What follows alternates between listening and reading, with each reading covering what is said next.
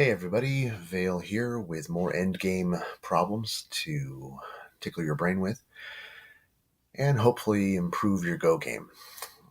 Endgame is one of the weakest points for many players, so studying this can be very helpful. It's definitely my weakest point, so I've been learning a lot, and I think even the past few games I've gotten better, mostly just because I think I'm focusing on it more. I think in the past, playing endgame, I would zone out and just start playing moves around the edges. But here, there's definitely a just by paying attention to it, there's a pattern. Take those double sente moves. Calculate how big each move is. Make sure you play moves in order: double sente, sente, reverse sente, then your gote moves. So here are a couple small board problems, and these two boards will be finding the best moves for black. As is usual, I have not looked at the answers to these problems, and we'll be discovering the answers along with you. So I will now pause the video and examine this board. I encourage you to do the same, and then when I unpause, I will present what I think is the best moves, and we'll find out. All right. Man, this endgame stuff is really interesting to me, probably just because I've never studied it before. I think I found kind of an interesting move here. It's obvious that this is a huge move for white, so we can't let white take this move, right? So the standard move here, just to connect, turns into a series of sente moves for white. This is sente. Black has to protect against, has to make sure that stone is dead. And then white gets this move, which is sente for white, and white gets this move, which is sente for white. Notice that if black played either of those first, if black was to ignore this move and play here, these all end in gote. White does not need to, for black, gote for black. White doesn't need to make another move here. So he can protect his stone, and if this happens, then this happens and doesn't need to protect, and that's the end of the game, and black definitely loses. However, even if he does take the optimal, quote-unquote, optimal moves here, after connecting at E2, this turns into a loss for black with 2 points. However, there's an interesting thing that can happen here. This move. This move protects against this cut in an indirect way because white can't cut here anymore due to a shortage of liberties. Even if three liberties to 3, this is all good for black. So white can't cut anymore. And after this move also protects against this move. Well, it doesn't protect against it, but what it does is it turns that move into sente for black. So this becomes a gote move for white. After this, of course, actually wouldn't be the next move for white. The next move for white would be here. Then take this move, and then black can get an extra move in over here.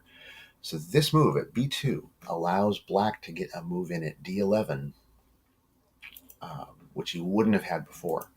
This turns into a 1-point win for black. So that's really cool. Keeping an eye on moves that do 2 things like that at once, that's pretty neat. Let me just pause real fast and double check that that's the answer, and then we'll move on to the next problem. Yep, that was the answer. Pretty cool. So hopefully you got that as well. Let's move on to our next one.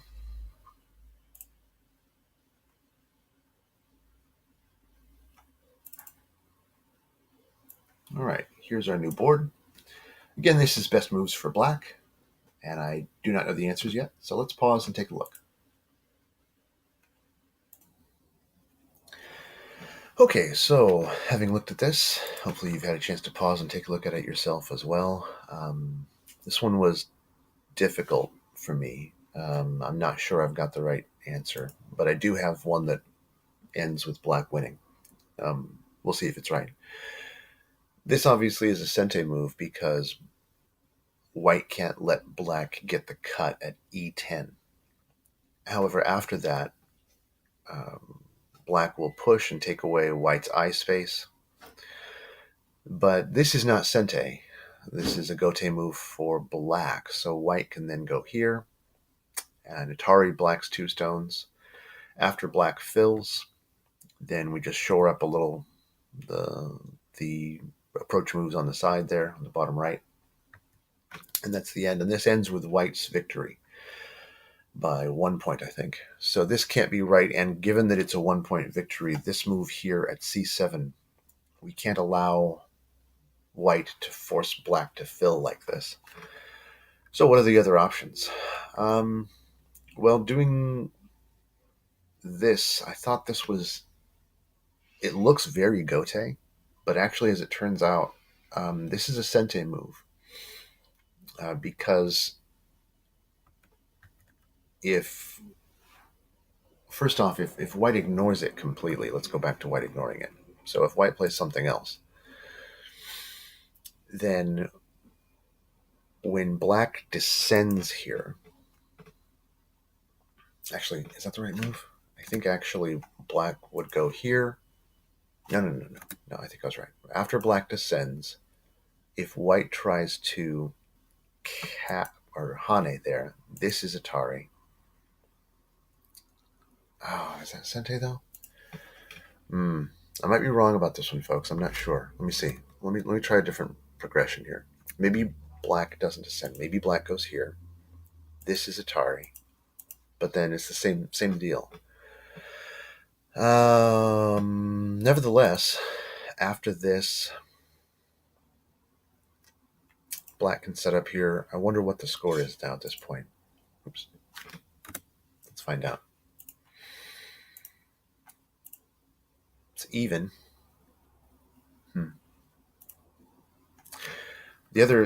What I was thinking, my actual guess was that this was some kind of Sente move, and that if white connects here, then this becomes a dead shape. But white might not need to do that. See how this captures? I think that was kind of cool. That might not be the progression that we're supposed to find, though. My thought was that white would be forced, since white can't play here at D9, white would be forced to play something else, say around F8, at which point black could take another Sente move. And then after doing this, black does win by 1 point. But now I'm doubting myself, and I'm wondering if white needs to play here at all. So this is my best guess. I think the move at D8 is black's best move. Let's pause and find out.